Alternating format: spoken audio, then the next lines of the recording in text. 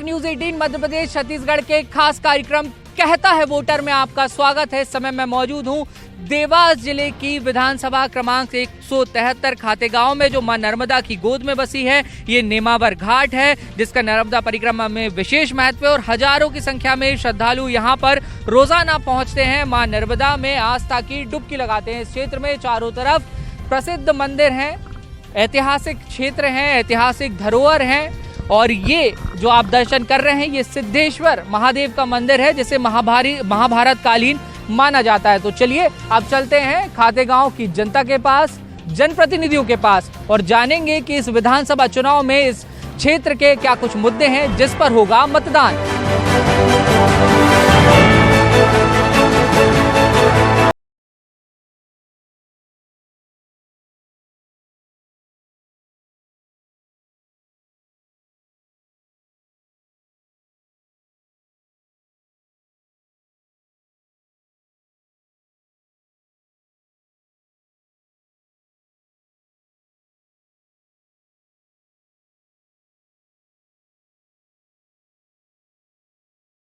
खातेगांव में नवीन हॉस्पिटल का निर्माण हुआ है, बट लेकिन वहाँ पे डॉक्टरों की अभी कमी है, व्यवस्था की कमी है।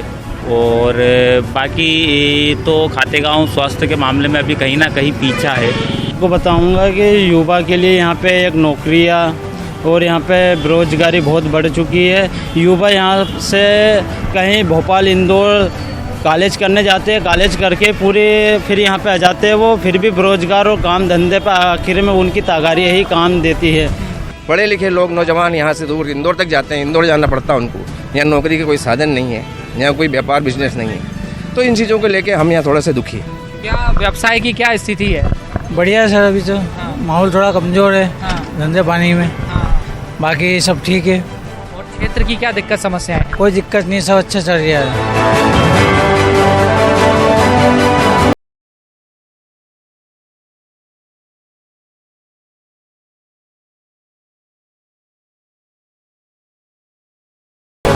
किसानों की बात यदि करते हैं तो खाद को लेकर के समस्याएं तो अक्सर किसानों के साथ में आती रहती हैं और प्रशासनिक स्तर पे उनका हल निकालने के शासन प्रयास भी करता है, लेकिन इसके बावजूद भी कई ऐसी समस्याएं हैं जिसके कारण से किसान नाराज़ रहता है, समय पे उसे बीज नहीं मिल पाता है।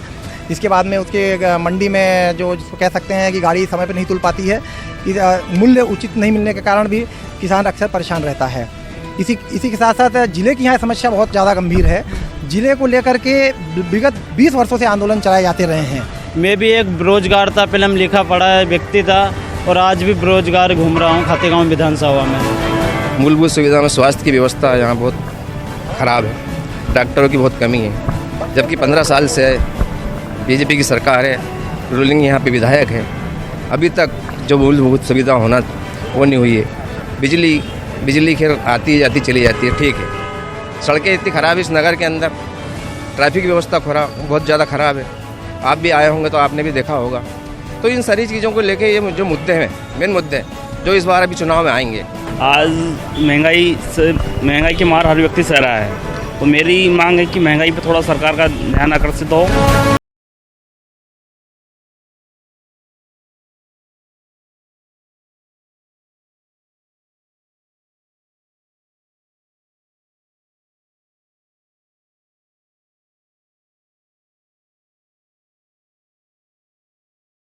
बता दूं, बीते 5 चुनावों से यहाँ पर लगातार भारतीय जनता पार्टी जीतती हुई आ रही है।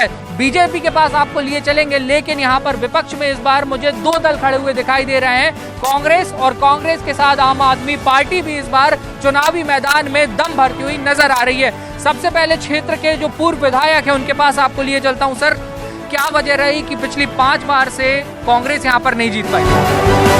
देखिए, कांग्रेस जो है सत्य के आधार पर चुनाव लड़ती है और भाजपा जो है जनता को गुमराह करके वोट लेने की बात करती है। जैसा पिछले चुनाव 15 लाख रुपए देंगे और बहुत सारी 2 करोड़ लोगों को रोजगार देंगे, इस तरह के लोग लुभावन नारों देकर सत्ता प्राप्त की गई, वो एक मुख्य कारण है। और कांग्रेस 10 साल सत्ता में रही, वो भी एक इनकम्बेंसी वोट रहा, जिसके कारण मतलब सत्ता से बाहर हो गए। संगठन की कमजोरी तो कहीं बात नहीं है इसमें? नहीं, संगठन मजबूत है। मजबूत। ऐसा सर क्या जादू करके रखा है कि 25 साल हो गए हैं, बीजेपी के विधायक हैं, नगर पालिका में भी कब्जा है? विश्वास विश्वास विश्वास। अभी मेरे आदरणीय ने कहा कि गुमराह करके वोट लिए, गुमराह करके एक बार वोट लिए जाते हैं, बार बार वोट के लिए विश्वास पैदा करना पड़ता है, और विश्वास मात्र नरेंद्र मोदी और शिवराज सिंह चौहान के शासन में ही पैदा होता है। विश्वास विश्वास। चलिए ठीक है, बात विश्वास की बात कही कि विश्वास बनाया है, लेकिन आप लोगों का क्या कहना है, क्षेत्र में विकास के काम हुए हैं? विकास का काम कुछ भी नहीं हुआ। यहाँ के विधायक अपने आप को नर्मदा पुत्र कहते हैं, सबसे ज़्यादा नर्मदा के साथ यहाँ दोहन हो रहा है। बहुत सारे भ्रष्टाचार नर्मदा के किनारे, जुआ सट्टा दारू सरेआम बिक रहे हैं। इनसे पूछिए तो कि ये विधायक जी के खुद के यहाँ रेत के डंपर चल रहे हैं, विधायक के समर्थक के चल रहे हैं, जो बगैर राइट चल रहे हैं, अपने आप को नर्मदा भक्त कहते हैं। कहाँ का विकास हुआ? विधायक का विकास हुआ, भारतीय जनता पार्टी के कार्यकर्ताओं का विकास। बहुत बढ़िया, बहुत बढ़िया, बहुत बढ़िया। आप देख सकते हैं गंभीर आरोप लगे हैं। मां नर्मदा का क्षेत्र है, सुबह भी मां नर्मदा के किनारे, शाम भी मां नर्मदा के किनारे, लेकिन वहीं अवैध खनन। जी नहीं, आरोप ये है खनन नहीं, कांग्रेस का काम आरोप लगाना है। भारतीय जनता पार्टी ने इस विधानसभा में लगातार काम किया है, काम कर रही है, इसलिए पिछले 25 सालों से नहीं, कई सालों से भारतीय जनता पार्टी रिकॉर्ड वोटों से इस विधानसभा में जीतती है। जनता को विश्वास है, और विकास के कई उदाहरण इस क्षेत्र में है।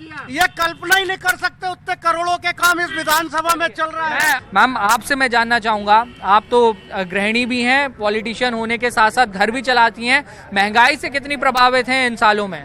आज आप हर क्षेत्र में, हर घर में जाकर देखिए, हर व्यक्ति, हर परिवार आर्थिक मुद्दों से जूझ रहा है। अब कोरोना काल के बाद हर परिवार की स्थिति आर्थिक रूप से बेहाल हुई है। रोजगार के नाम पर, महंगाई से लड़ने के नाम पर कोई भी हथियार इनके पास नहीं है। ये सिर्फ कांग्रेस को टारगेट करते हैं, जनता को हिंदुत्व के नाम पर, समाजवाद के नाम पर गुमराह करते हैं और वोट बैंक की राजनीति करते हैं। एक मिनट सर, ये जो बोल रहे हैं, ये सर जो बोल रहे हैं यहाँ पर बीजेपी की सरकार है,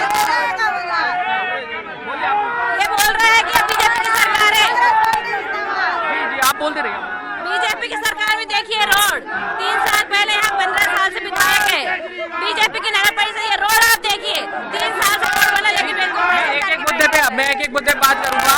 सर, जो महिला शक्ति है वो बड़े गंभीर आरोप लगा रही है कि महंगाई से जनता यहाँ पे त्रस्त हो चुकी है। आप लोग बस धार्मिक भावनाओं के नाम पर लोगों को बांटते हैं, तुष्टीकरण करते हैं।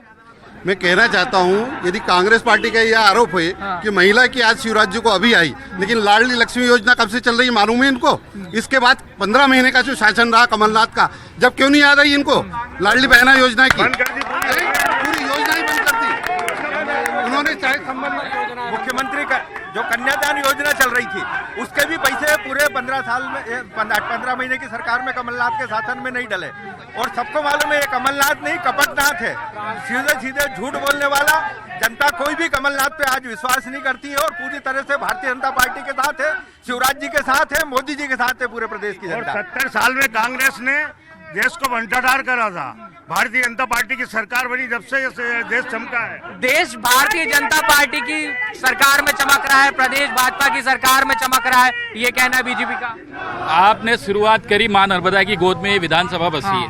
नर्मदा की का जल यहाँ पर सबसे ज्यादा किसानों को मिलना चाहिए, पर यहाँ के आसपास के 4, 5, 6 जिलों में नर्मदा जी की 4, 5 लाइनें यहाँ से जा रही है, पर यहाँ के विधायक, यहाँ के जनप्रतिनिधि इतने निकम्मे हैं कि यहाँ पे खातेगांव की जो विधानसभा के 100 से ज्यादा गांव अभी भी पानी से वंचित है। यहाँ पर विकास की बात करो तो अस्पतालों में अस्पताल बिल्डिंग बना दी है, पर डॉक्टर की सुविधा नहीं है। यहाँ पर शिक्षा की बात करो तो शिक्षा की कोई संस्थान नहीं है। स्वास्थ्य की बात करो तो यहाँ से इंदौर लेके जाना पड़ता है, और रास्ते में डिलीवरी महिलाओं ने। आपने जो एक महत्वपूर्ण बात की सिंचाई की, मैं उस पर जवाब ले लेता हूँ, दूसरे मुद्दों पे हम बात करेंगे। सर, आप ये बताइए कि नर्मदा जी का पानी खाते गांव के किसानों को ही क्यों नहीं मिल पा रहा? गांव में अभी तक सिंचाई नहीं हो रही। स्वास्थ्य की बता रहा, स्वास्थ्य में पहले आप किसानों की बात का जवाब दे दीजिए। कांग्रेस के 45 साल के शासन में केवल 7 लाख हेक्टेयर में मध्य प्रदेश में सिंचाई होती थी। भारतीय जनता पार्टी के शासनकाल में 45 लाख हेक्टेयर में सिंचाई हो रही है, और अब इतनी सारी माइक्रो और माइक्रो जो सिंचाई हो परियोजना के माध्यम से गांव पूरा विधानसभा का सिंचित करने की योजना की सारी परियोजना पे काम चल रहा है। स्वास्थ्य को लेकर एक बार जवाब ले लेते हैं। सर ये बता दीजिए, डॉक्टर नहीं मिलते, महिलाओं को खासतौर पर बहुत परेशानी होती है, ऐसा क्यों हो रहा है? यहाँ महिला चिकित्सक नियुक्त है, 5-5 डॉक्टर हॉस्पिटल में है, पूरी सुविधाएं हॉस्पिटल में है। इससे पहले कभी सुविधाएं नहीं थी कांग्रेस के शासन में। आज एक भी ऐसी चीजें नहीं है, चाहे लेडीज डॉक्टर हो या 5-5 डॉक्टर 24 घंटे उपलब्ध रहते हैं, और दवाइयाँ फ्री मिलती है यहाँ पे, और 300 प्रकार की दवाइयाँ उपलब्ध एनी टाइम है। खातेगांव विधानसभा में रोजगार को लेकर क्या हालत है? क्या युवाओं को रोजगार मिलता है यहाँ? बेकार स्थिति बनी हुई है, किसी प्रकार का कोई स्कोप नहीं है यहाँ पर। शिक्षित बेरोजगार है, पढ़े लिखे जिसने यूपीएससी कर रखी है, जिसने एमपीपीएससी कर रखी है, वो आज मेडिकल पे पर्चे बांट करके और बेचारे अपना दिनचर्या चला रहे हैं, दिनचर्या चला रहे हैं।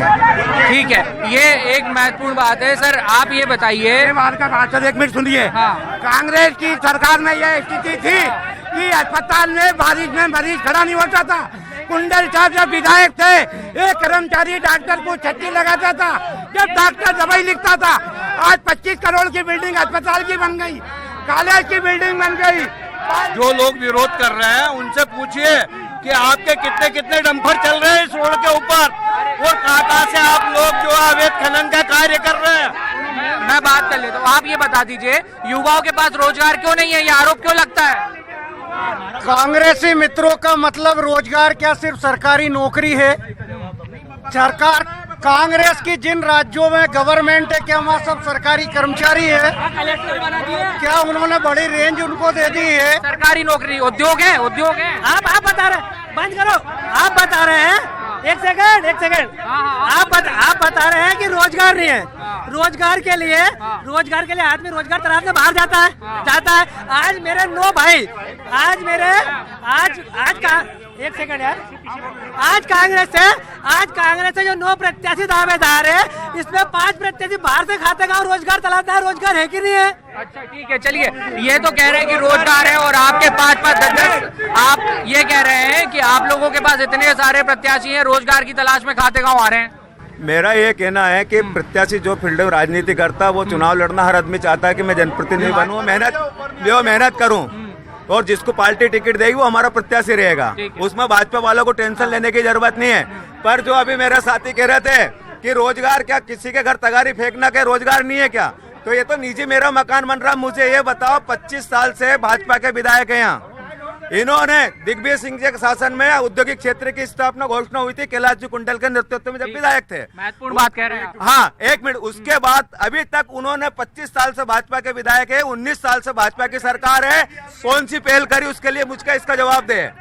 दूसरा पॉइंट, हमारे क्षेत्र से नर्मदा का बेल्ट है, यहाँ के किसानों को पानी नहीं मिल रहा। 4 परियोजना बाहर जा रही है जो दूसरे जिलों में जा रही है, दूसरे जिले के किसानों को पानी मिल रहा है, मिलेगा। और खातेगांव क्षेत्र, अभी आपने एक महत्वपूर्ण बात कही, पहले उस पर जवाब लेना बहुत आवश्यक है। मैं आपसे भी एक बार पूछ लेता हूँ, ये बड़ा मुद्दा है कि औद्योगिक क्षेत्र है लेकिन उद्योग नहीं है। मैं आपको दिखाना चाहता हूँ, अभी एक बहुत बड़ा मुद्दा है, और अभी हम परसों ही जाके 7 तलाई है जहाँ पे 200 हेक्टेयर जमीन को इसके लिए छोड़ा गया कि वहाँ पे इंडस्ट्रियल एरिया डेवलपमेंट किया जाए, लेकिन आज दिनांक तक सिंगल फैक्ट्री नहीं है। 25 सालों में विधायक को डूब मरना चाहिए कि 25 साल हो चुके हैं और आप जाके इन्वेस्टर मीट करवाते हो, इंदौर में मीट होती है, भोपाल में होती है, लेकिन एक सिंगल फैक्ट्री जब पानी की बहुत आते हैं, जब फर्टाइल लैंड है, सारी विकास की संभावना है, वहाँ पे एक सिंगल फैक्ट्री नहीं पाई, जबकि जिससे कि क्षेत्र में रोजगार आए, क्षेत्र के लोगों का विकास हो। पढ़ाई की शिक्षा के क्षेत्र की बात की जाए, MBA, MCA, DCA, BCA, BBA, single course नहीं खोल पाए आज तक, लॉ कॉलेज नहीं खोल पाए, एक यूनिवर्सिटी नहीं खोल पाए। मोदी मोदी काम नहीं हो, काम करना पड़ेगा। यहाँ के छात्र को 12वीं पास होने के बाद इंदौर जाना पड़ता है, भोपाल जाना पड़ता है, देवास जाना पड़ता है। स्थिति ये है, जीत और हार लोकतंत्र का हिस्सा है, लेकिन काम करने की जवाबदारी है और अपनी जवाबदारी से दूर हो रहे हैं।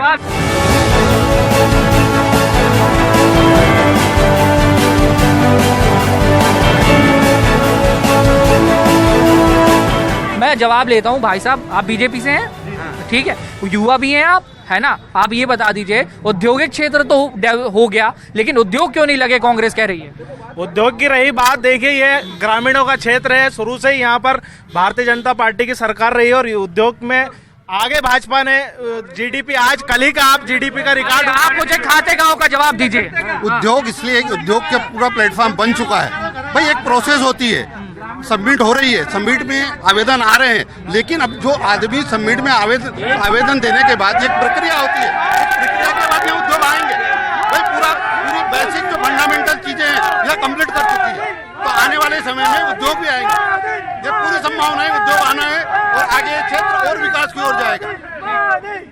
आने हकीकत बताओ, बताइए, आप बता जमीनी हकीकत बताओ। भ्रष्टाचार पे बात करो, बेरोजगारी पे बात करो।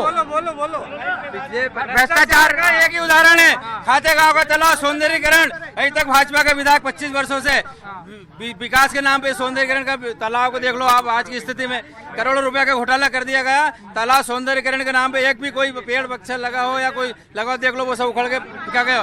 वो तालाब के नाम पे जलकुंभ भी उगा दी गई, करोड़ों रुपए का भ्रष्टाचार हो गया। देखिए, अभी के ताजा विषय है कि देवास जिले में राहत राशि में बहुत बड़ी गड़बड़ी करोड़ों रुपए की, उसमें 18 पटवारी सस्पेंड हुए, उनके खिलाफ एफआईआर हुई है। आज ये मुद्दे पे क्यों खामोश हैं? ये मन की बात में आज खातेगांव शहर को आज रेल लाइन का हल्ला मचा रहे हैं। रेल लाइन कहाँ है अभी? जबरदस्ती में रेल लाइन के नाम पे, रेल लाइन के लिए ठोस प्रयास नहीं हुए। नहीं, प्रयास देखिए पेपरों में चल रहा है। एक पुलिया बन रही कहीं, आप बताओ कि 25-30 साल बाद रेल डलेगी, 25 साल में पुलिया ही टूट जाएगी। वो ये बता दीजिए, आप ये बता दीजिए, रेल लाइन के लिए इतना समय क्यों लग गया? रेल लाइन के लिए इतना समय क्यों लग गया? देखिए, कांग्रेस ने कई वर्षों तक इस देश पर राज किया। केवल एक कागज देने से रेल लाइन नहीं डलती है। सुषमा स्वराज जी की ये दूरदर्शी सोच के कारण आज इस विधानसभा को और इस जिले को रेलवे लाइन मिल रही है। और रेलवे लाइन का काम बहुत तेजी से चल रहा है। रेलवे के पुल पुलिया बन चुके हैं, जमीन अधिग्रहण का मामला चल रहा है। यह आपको अभी सिंचाई के मुद्दे पर भी भरमा रहे थे। मैं आपको बताना चाहता हूं कि सिंचाई के क्षेत्र में भी खातेगांव विधानसभा आत्मनिर्भर होने जा रही है। सूखलिया टीकरिया डैम से हजारों एकड़ जमीन किसानों को लेकर आप ये बात आप बोल चुके हैं। किसानों की बात सर, कृषि प्रधान क्षेत्र है, लेकिन किसानों की क्या समस्या है यहाँ पे? किसानों को बीमा टाइम पर नहीं मिल रहा है। किसान परेशान है, किसान पूरी तरीके से परेशान है। और किसानों की समस्या खातेगांव विधानसभा में, पर अभी तक पूरे किसान असिंचित, पूरा सूखा एरिया है। ये माई किनार पे कुछ किसान अभी हुआ है सिंचित, पूरा बेल्ट सूखा पड़ा हुआ। इन्होंने किसानों के लिए क्या करा? कौन सी प्रोजेक्ट अभी तक पूरा 15? आप लोगों ने किसानों की कर्ज माफी की? अभी सन 18 में जो कांग्रेस की गवर्नमेंट बनी थी, जिस ये नर्मदा उसकी बेल्ट की बात कर रहे हैं, हमारे यहाँ के प्रत्याशी और कांग्रेस के लोगों ने मिलके यानी बघेल जो जनसंसाधन मंत्री, उनसे करके मतलब डीपीआर करा के इसकी अंडिया बेवराज करवाई थी, सैंक्शन कराई हमने। एक मिनट, ये चिल्लाने, इन्होंने ये चिल्ला के सिर पे बात दबाना बीजेपी की आदत है। झूठ बोलो, जोर से बोलो, बार बार बोलो। ये इनके विधायक जी बोलते हैं कि 2025 के बाद हम पूरी नर्मदा जी के गांव-गांव पानी दे देंगे, जबकि गुजरात सरकार और मध्य प्रदेश सरकार का एग्रीमेंट है कि 2024 के बाद एक भी परियोजना लागू नहीं हो सकती। ये सिर्फ झूठ बोल के मतदाता को बहकाने का काम कर रहे हैं। ये किसान संगठन के लोग यहाँ खड़े हैं, कितने आंदोलन किसान संगठनों से बात करूंगा। मंडी में गेहूं तुलाई चल रही है, क्या स्थिति है मंडी में? देखिए, गेहूं तुलाई नहीं है, पूरा क्षेत्र कृषि पे आधारित क्षेत्र है और यहाँ माफियाओं के अलावा कोई भी काम करने को तैयार नहीं है। यहाँ रेत माफिया, शराब माफिया, भू माफिया, जितने भी माफिया हैं।